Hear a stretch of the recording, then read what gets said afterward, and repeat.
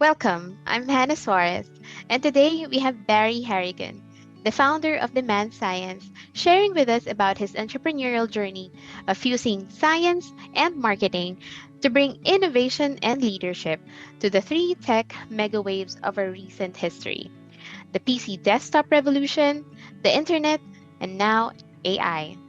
The companies that he has built up, including Demand Science, have not just ridden the waves, but been on the cutting edge of marketing technology.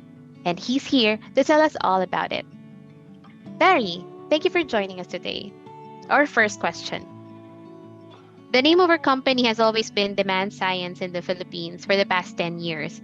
So, why is it only recently that you changed it from pure B2B to Demand Science in the US? The company had been known as Pure B2B in the US and had established a lot of client relationships. And of course, our Philippine company was called DemandScience for the last 10 years. I still remember today the whiteboard session that you went through after I had laid out my vision for the company, and you'd gone through all kinds of maturations on the whiteboard and finally came up with DemandScience and presented it to me. And I said, that's it. That's what my vision is. And had it been appropriately called DemandScience because we were doing all the science in the Philippines. We were doing much of the sales and customer engagement. In the US, we were developing the technologies and things like that, from the US, but the science was being done in the Philippines. Now, the story is that, I did want to change the company name to DemandScience, but changing a company name after it's become well established is a difficult thing to do. And I really credit Pete Canoni for seeing the benefit of DemandScience as the right brand for us, really telling the right story for us. So 3 years ago, I hired Pete to join us as our CEO.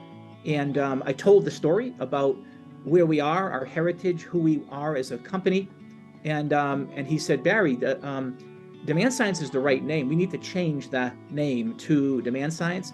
And I said, well, how do I do that? We've got all these client relationships. And he said, well, leave it to me.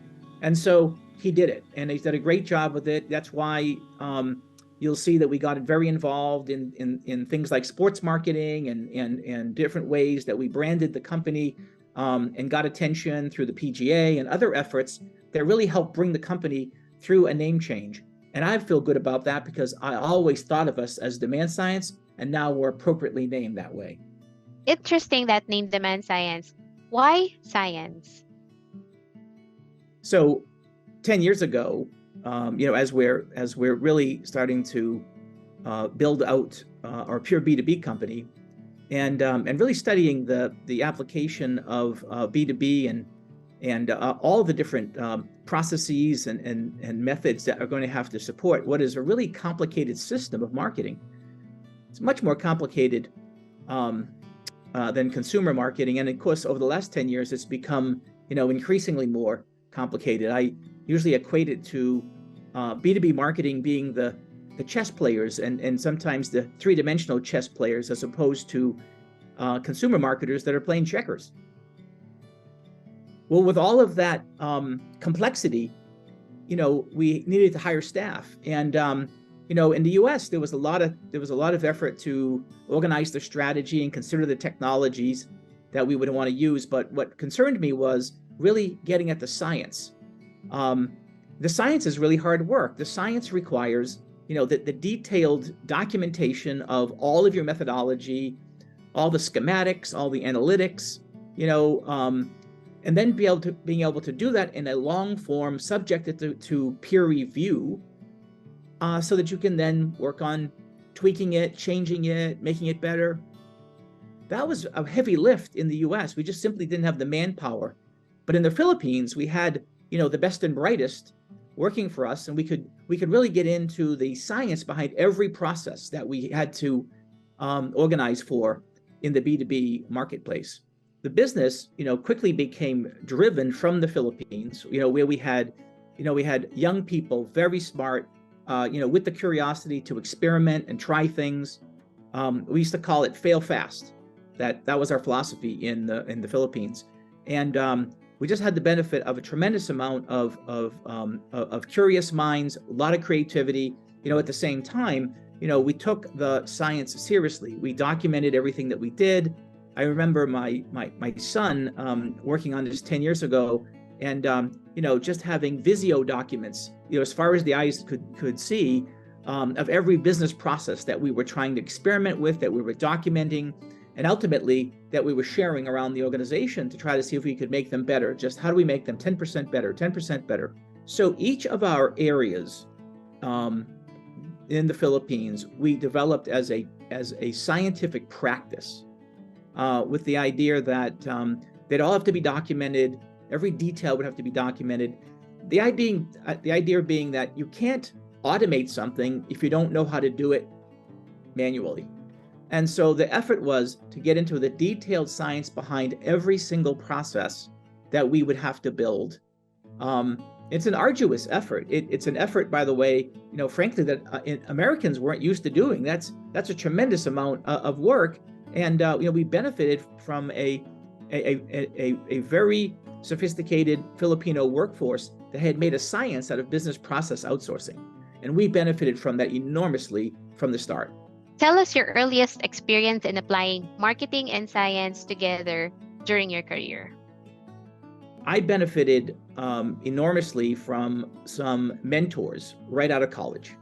I'd studied marketing in college, and tried to start a business right out of school and failed. Came back home penniless, needed to get a job.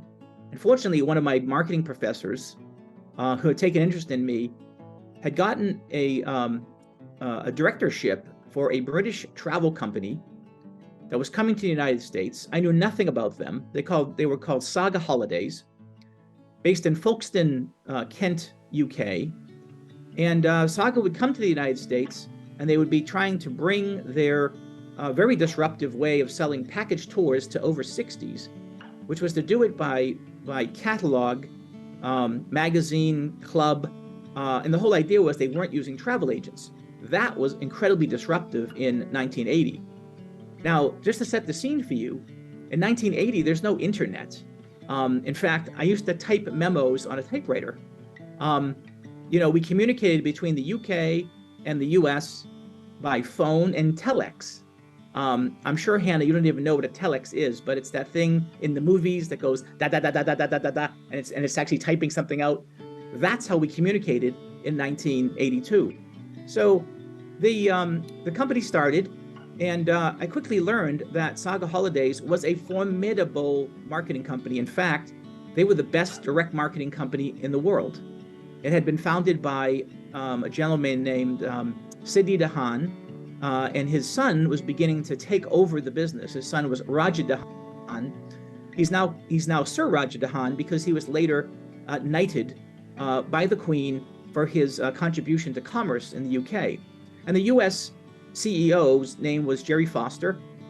He had been a former high school teacher at Phillips Andover Academy, and it was an interesting, eclectic group. Most of the early US folks working for Saga Holidays were really people that were excited about joining the company to travel. But I was excited about it because it was a marketing company, and I just graduated from school in marketing. I was taking marketing quite seriously. So it was really by absolute luck that I would have wandered into this role. The way my day would start is the CEO would arrive at the office at 4 a.m.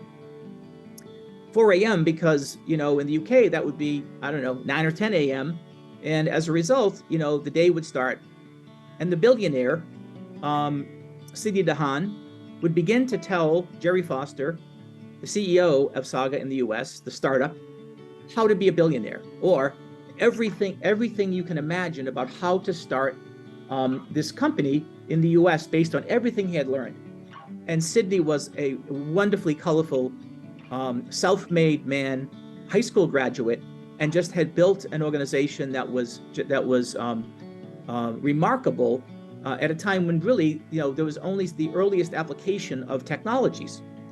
At the same time, his son, who was the son of a billionaire, had a different upbringing. His son had gone to the best schools in the UK. He had ambassadors on speed dial. He was really, a very sophisticated Renaissance kind of a guy, equally brilliant to his dad. My good fortune was that the CEO in the US, who had just started, at 4 a.m. was lonely because nobody was in the office. And I would arrive, make his coffee, 22 years old, anxious to participate. And within days, he had just simply invited me to come into the room, sit at the conference table, and listen while the billionaires told us how to be a billionaire. Now, it's the equivalent today of basically having Elon Musk talk to you for 6 hours about everything he had ever learned about business. At the time, I didn't completely appreciate it. I would have to tell you, as a 22-year-old, 4 a.m. was tough, getting up that early in the morning, but incredible experience, and it's really the foundation for science. So as time would go on, I would begin to travel to Folkestone and to the main office, where there were thousands of people working busily. Again, no PCs are available just yet. Now, they have got state-of-the-art computer systems. At that time, they were called IBM System 38s. It is a state-of-the-art facility to the extent that any technology would be used. And I discovered the reason why they are the best direct marketing company in the world is simply a very practical reason. While in the US, there were direct marketers like Sears and Roebuck and other people who are catalogers, the reality was that the US Postal Service was very inexpensive. So Sears Roebuck could send you a big, thick catalog, whereas in the UK and in Europe, those expenses were quite high. So they had to get very smart, very quick. They could only send you a catalog with the pages that you would want to receive.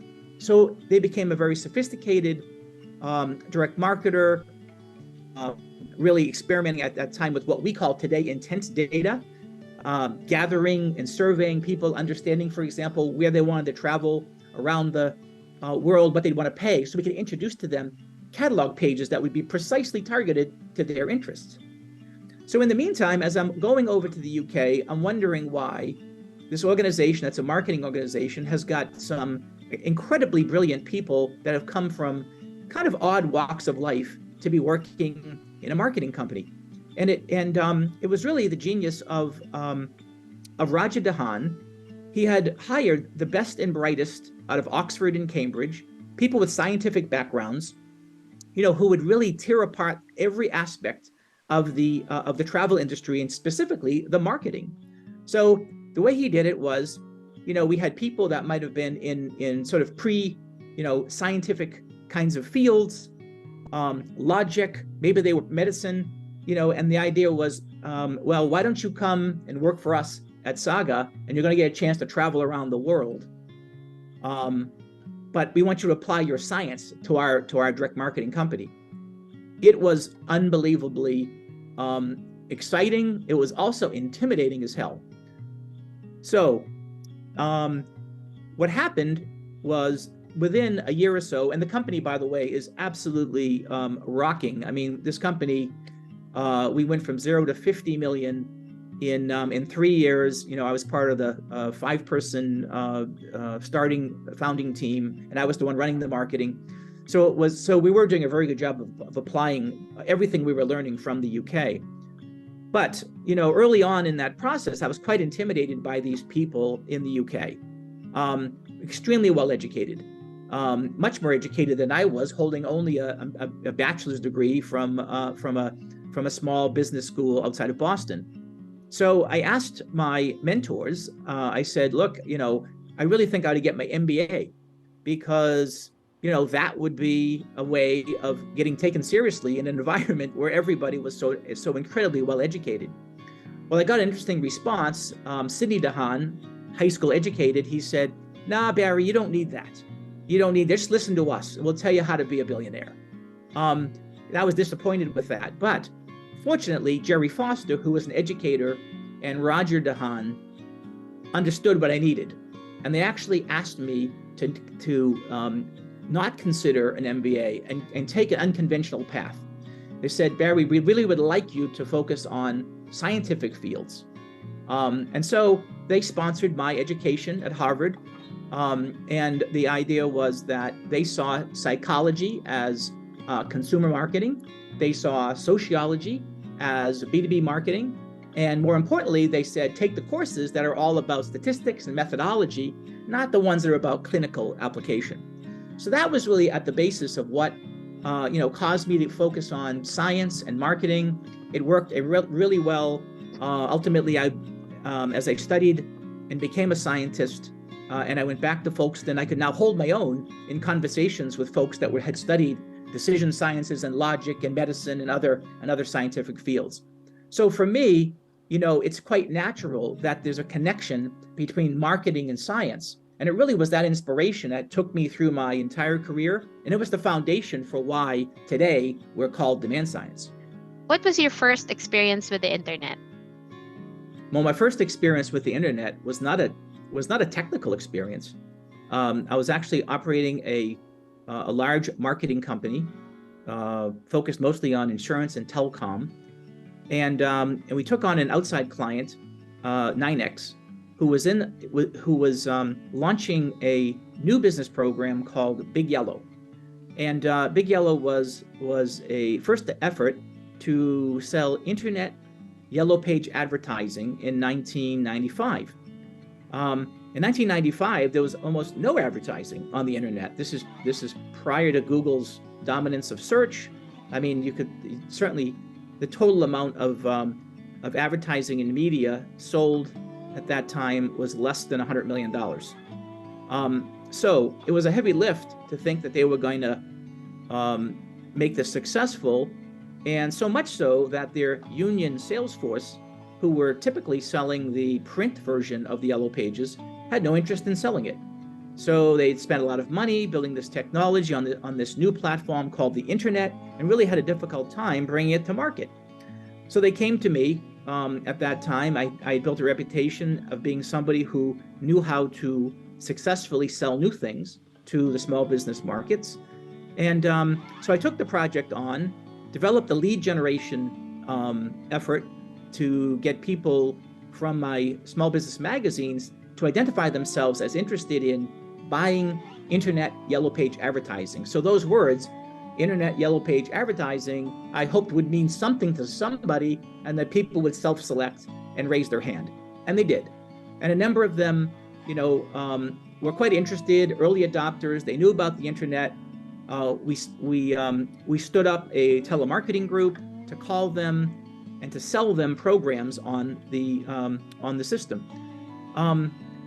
It was so successful that within a few months, we had built it from zero to about $12 million in sales. This is over 6 months. But in the interim, the real interesting thing was the early adopters happened to be Chinese restaurants. So Chinese restaurants are really were really at the core of launching, I think, the internet yellow page industry. Needless to say, after 6 months and having had that success, the union decided they would take this on and begin selling it, and my career was over in terms of supporting 9X. However, it got me excited about the internet. I said, there's some money to be made on the internet. This is a very interesting platform. What could we do with it? So I got introduced to it in 1995, and now I had an opportunity before most people had organized and mobilized against it to now begin to think about business opportunities. What was your first internet business? My first internet business was actually acquired. It was a community called PDF Zone. And, at the time I was in the print publishing business, and I thought PDF Zone, would be an interesting complement. Now, at the time, PDF technology was emerging as a really interesting concept. So much of the functionality of that was being organized by an independent developer community.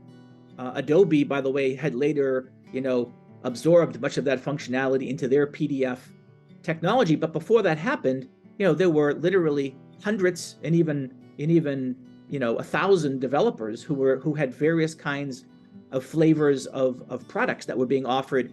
And PDF Zone was a community to discuss all those products and the capabilities that they would have, to serve all kinds of markets, document processing and record keeping, archiving. Lots of people were excited about what PDF could be. So I got involved initially with PDF Zone. It was a community, a listserv, a news service, a buyer's guide, and it was a very interesting, passionate group of developers. How did you first get into content syndication?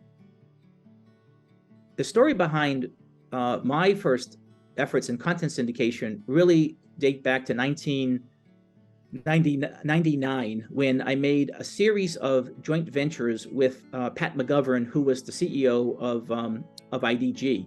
And Pat was a super successful media billionaire. He was operating in lots of countries. I think he had 100 countries where he had his PC World and his Info World, CIO Magazine, Network World. He was just a amazing empire in tech media. So the way this worked was I had brought to him the idea that lead generation would be, a great new revenue source for IDG. And I was coming off of having a very successful career in applying lead generation in all manners to the small business market. And I was very keen to start to offer it to the enterprise software markets.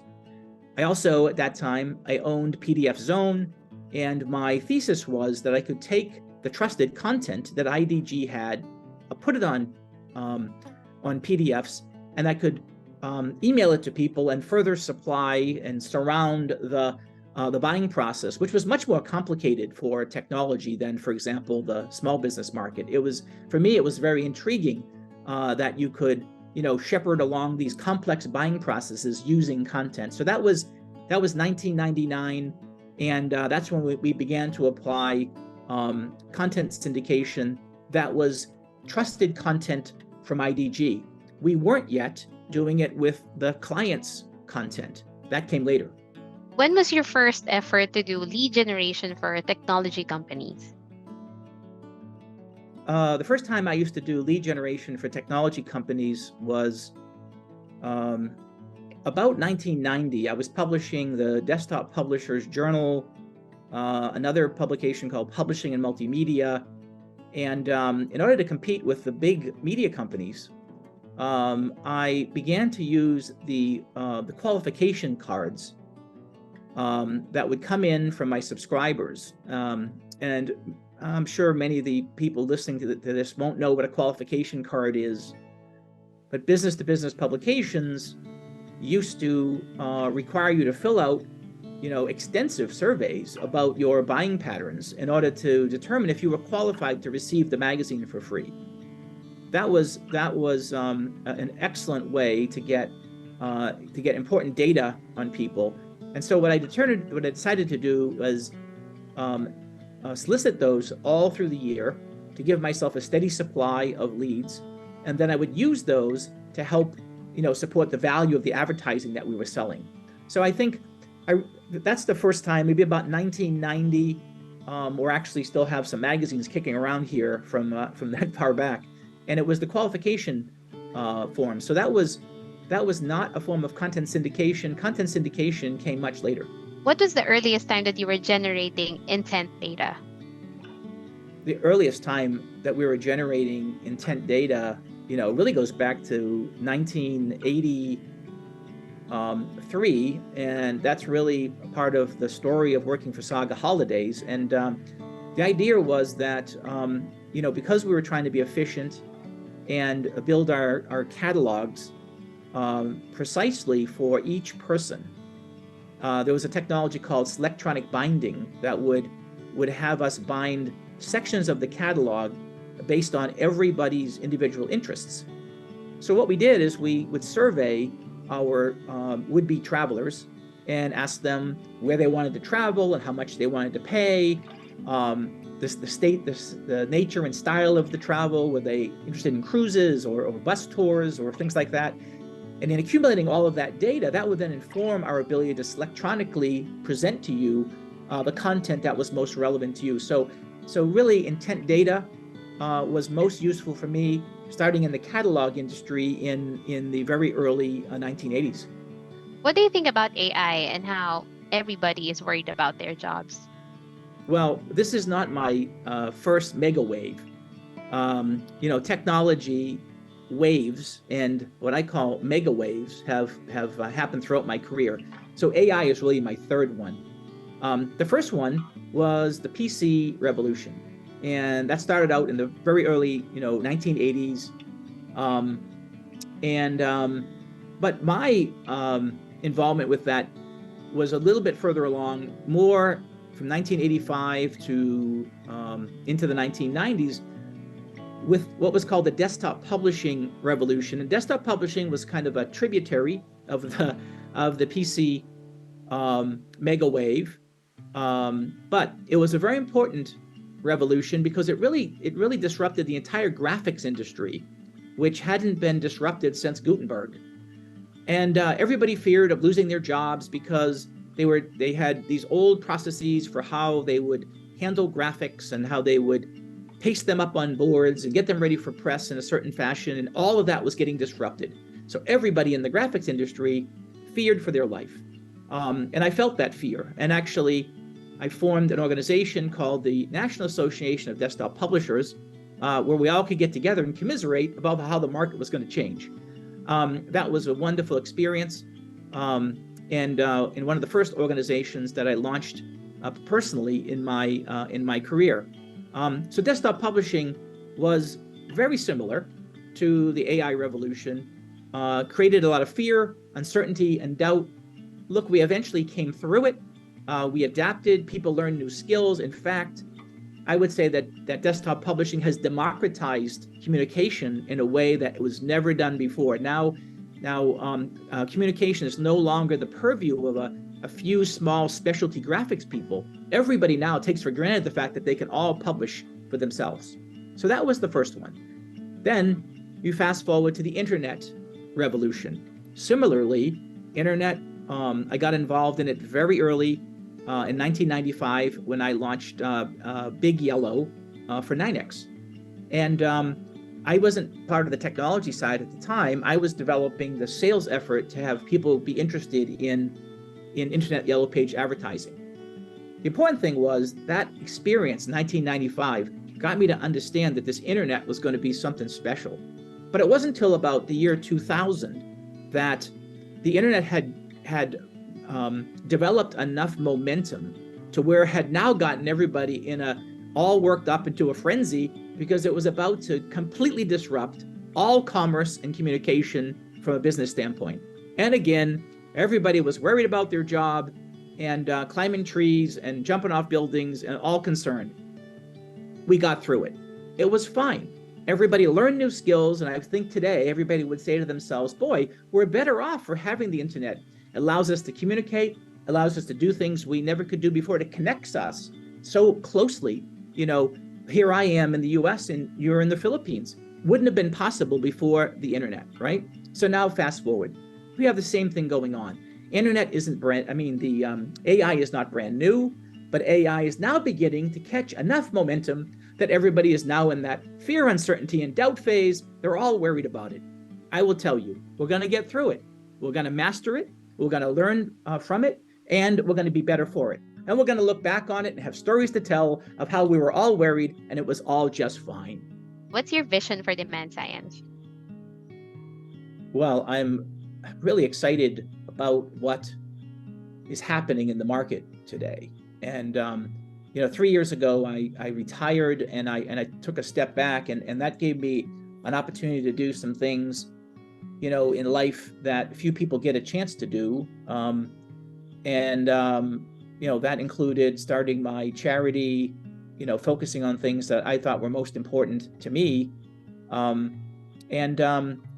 But at the same time, I've been following DemandScience for the last 3 years, and just been very interested about the way in which the company went global,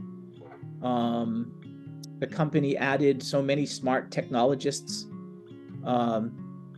We acquired companies that had lots of deep B2B expertise around the world. And it really presented an interesting opportunity to be a springboard for the next phase. At the same time, I've been studying what's happening in the AI market. I can see that mega wave coming. And I wanted to come back to DemandScience and spend a little bit of time trying to get everyone there to understand the potential that this mega wave of AI could have if we get back to science and not think about AI, but think about the business that we're in and the processes that we have to be committed to. And if we can do that, and we can make sure that we're diligent about understanding and applying the science, then the leap to AI for us will be quite easy. So I'm very excited about really an AI future, an AI-powered company. AI is a technology that is perfectly designed to power B2B beyond the technologies like ChatGPT or Bard or the off-the-shelf softwares that are going to power your video making. The reality is that there's an opportunity to apply deep generative AI on a custom basis to many of the processes and applications that are really only unique to B2B. And that's where I think DemandScience is going to differentiate itself. It's already doing it. It's creating a clear leadership position in the market. We have, as a result of the work over the last 3 years, what I would call a first mover advantage in the market. We're significantly ahead of our peers in terms of applying AI. And I think it's really incumbent on us to press that advantage and to really allow our customers to understand the benefits that they're going to have from working with us, and contrast that from what they might have from working with the competition. So, I'm a competitive person. I'm very excited when there's a mega wave, and I think that we happen to be exceptionally well positioned, to take advantage of what will be a little bit of a tailwind because of AI for the next several years.